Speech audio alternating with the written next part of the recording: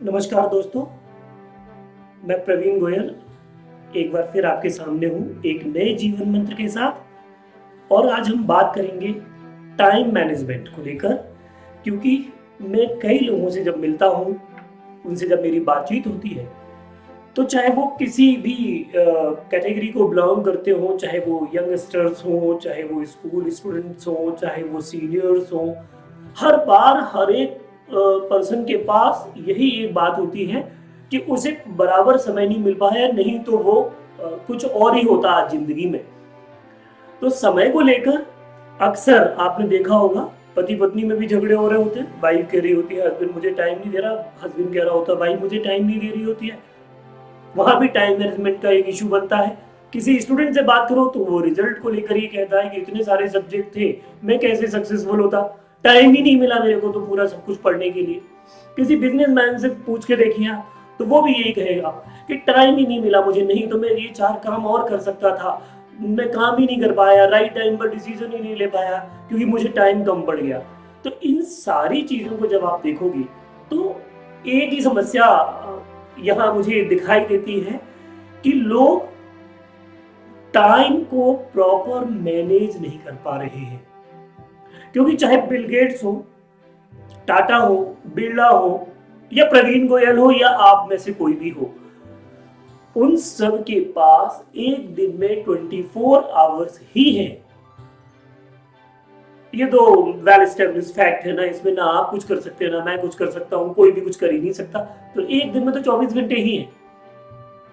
तो सबसे इंपॉर्टेंट चीज क्या है कि हमें वो 24 घंटे का टाइम, वो 24 आवर का टाइम ठीक से मैनेज करना है। चाहे मैं किसी एग्जाम की प्रिपरेशन कर रहा हूं तो मुझे टाइम मैनेज करना पड़ेगा, मैं किसी बिजनेस में काम कर रहा हूं तो मुझे उसी 24 आवर में से सारी चीजें निकालनी पड़ेंगी। अगर मैं परिवार का ख्याल रख रहा हूं तो भी मुझे 24 आवर में से ही वही चीजें निकालनी होंगी। जब हम ये चीजें कर लेते हैं, जब हम उस टाइम को मैनेज कर लेते हैं, तो everyone will get happy, you will get the success. और अगर हम नहीं कर पा रहे होते तो फिर हम ये नहीं देखते कि हमारी फेलियर है कि हम टाइम मैनेजमेंट नहीं कर पाए, हम ब्लेम लगा देते हैं टाइम को कि टाइम कम था इसलिए मैं लूज कर गया।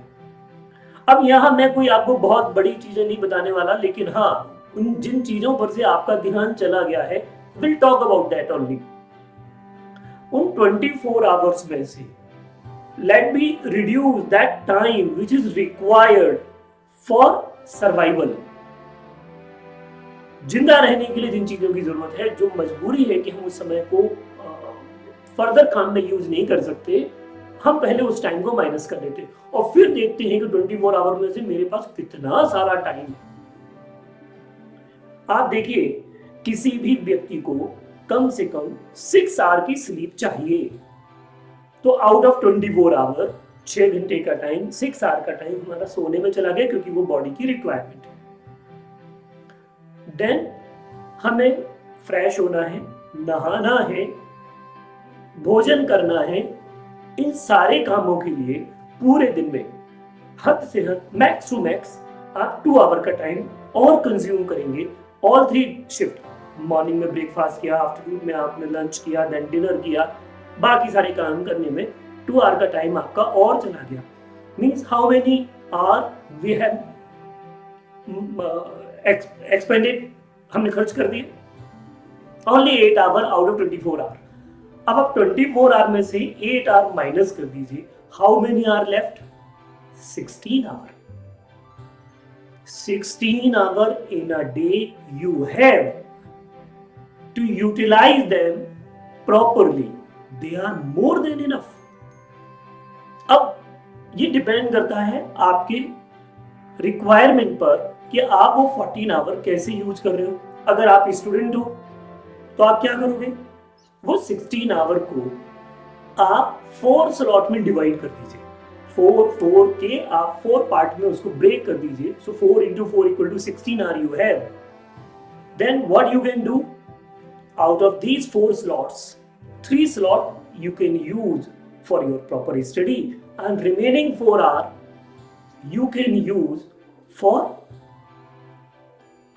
फ्रेशनेस, कि जिससे कि आप पढ़ते समय आपको कोई और दिक्कत नहीं आए, आपका दिमाग ऐसा ना हो कि आप बिल्कुल मशीन की तरह काम करने लगे। तो जो 4 आवर के आपने 3 ब्रेक ली, मतलब 3 स्लॉट पढ़ने के लिए बनाए हुए हैं, उनमें से बीच बीच में आपने वो टाइम वहां पर एडजस्ट कर दिया, जिससे कि आपकी वो पढ़ाई आपको बोरिंग नहीं लगने लग गई और आप अपने माइंड को फ्रेश भी करते रहे और पढ़ाई होती भी रही। अब ये जो 3 स्लॉट है, ये आप अपनी कन्वीनियंट के अकॉर्डिंग उनको एडजस्ट कर सकते हो। मॉर्निंग पढ़ना है, आफ्टरनून पढ़ना है, लेट आवर्स में पढ़ना है, जब आपको पढ़ना है पढ़िए ना। 16 आवर मोर देन इनफ। अगर आप वर्किंग पर्सन हैं और आप कहते हैं आपको फैमिली को देने के लिए टाइम ही नहीं मिलता है, तो sir how many hour you are working? Hardly 9 hour ना। 8 to 9 आवर, 9 आवर मैंने आपसे ज्यादा ही कह दिया। 8 to 9 hour you are working in your office. What about remaining hour? Remaining 7 hour you have, क्योंकि आपने सो भी लिया, आपने खाने में भी खर्चा कर दिया, आपने बाकी सारे टाइम को भी आपने हटा दिया था, इसके बाद भी आपके पास 16 आवर थे। 16 आवर में से 9 आवर मैक्स टू मैक्स आपने आना जाना सब मिलाकर ऑफिस में खर्चा कर दिया। तो how many hour you have still? 7 hour you have. 7 hour को आप 1-2 घंटे का टाइम और अपने किसी ऑफिस वर्क में लगा दें, बाकी का टाइम तो आप घर में दे सकते हो ना। आप बताएं मुझे कहां पर आपको टाइम कम पड़ा। Same thing is in business. Problem ये है कि हम अपने टाइम को प्रॉपर कैटेगराइज करके रिक्वायरमेंट के अकॉर्डिंग या हम अपनी प्रायोरिटीज के अकॉर्डिंग उसको खर्च नहीं कर रहे होते हैं, हम उसको रैंडम यूज कर रहे होते हैं, इसलिए हमें पता ही नहीं चलता कि हमने कहां पर टाइम को वेस्ट कर दिया। अदरवाइज टाइम कम नहीं है। So I am suggesting to all the students, those who are preparing for any examination, if you are for medical, means you have the 4 subject. If you are for engineering, you have the 3 subject. If you are for the commerce, then you also have 2 to 3 subject on which you must focus more, so you can divide your that time period in proper manner. आप चाहे तो मैंने जैसे आपसे कहा कि 4 our के आप 4 सेगमेंट बना लीजिए। आप अपनी जरूरत के हिसाब से, अगर आपके सब्जेक्ट ज्यादा हैं और आप लंबी सिटिंग नहीं कर सकते हैं, तो आप 2 आवर के 8 सेगमेंट बना लीजिए। 2 आवर, फिर मैंने हाफ आवर का ब्रेक ले लिया, फिर 2 आवर, फिर हाफ आवर का ब्रेक ले लिया, फिर 2 आवर, फिर हाफ आवर का ब्रेक ले लिया, तो आप कभी थकेंगे भी नहीं, आप री एनर्जाइज्ड भी हो जाएंगे, आप अपनी फिटनेस भी मेंटेन कर पाएंगे, आप अपने सब्जेक्ट की प्रिपरेशन भी कर पाएंगे और आपकी ये प्रॉब्लम खत्म हो जाएगी कि आपके पास समय की कमी थी। तो ये नेक्स्ट टाइम किसी भी चीज में अगर आप फेल होते हैं या किसी भी चीज में आप पीछे रह जाते हैं, कोई भी प्रॉब्लम आती है, तो ये कहने से पहले कि आपके पास समय की कमी थी, एक बार अपने डेली रूटीन को देखिए और ये देखिए कि आपने कहां पर टाइम को वेस्ट कर दिया। यहाँ पर एक सजेशन और मैं आप सबको देना चाहता हूँ, this is my suggestion only. अगर आप ये चेक करना चाहते हैं कि आप अपना टाइम कहाँ वेस्ट करते हैं, तो do one thing, very simple exercise I am telling you. आप लोग अपना एक टाइम लॉग बनाइए। मॉर्निंग में सुबह 6 बजे आप अगर उठते हैं, जितने बजे भी आप उठते हैं, लेट वी कंसीडर 6 o'clock, तो 6 बजे जब आप उठते हैं और जब आप सोने जाते हैं, सपोज आप 9 o'clock या 10 o'clock आप सोने जा रहे हैं, तो 10 बजे मान लिया मैंने, तो सुबह 6 बजे से शाम को 10 बजे तक हर 1 आवर में आप ये नोट करिए, 6 to 7, 7 to 8, 8 to 9, like that, what you have done.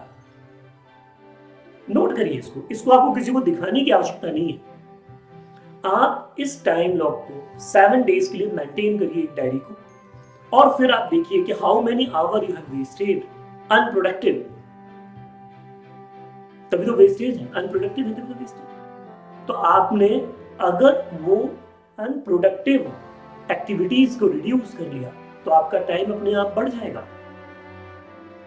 और ये आपके लिए इंट्रोस्पेक्ट करने का सबसे बेस्ट वे होगा, क्योंकि आपको पता ही नहीं चलता अभी तो ना कि आपने टाइम वेस्ट कहां कर दिया था, कैसे कर दिया था। तो मेरा सजेशन, यदि आप मानते हैं, आप अगर भरोसा नहीं भी करते हैं, तो भी मेरा एक फिर से रिक्वेस्ट करूंगा, आप टाइम लॉग बनाइए, पूरे 7 डेज का बनाइए। फिर आप अपने आप ये जान पाएंगे कि आप कहां पर टाइम वेस्ट कर देते हैं, और उस चीजों से, उन चीजों से अपने आप को दूर करिए, उन चीजों से अपने आप को हटाइए जो आपका टाइम को किल करती हैं, आपके टाइम को वेस्ट करती हैं, तो डेफिनेटली आपका टाइम बढ़ जाएगा and you will find more time for your productive work.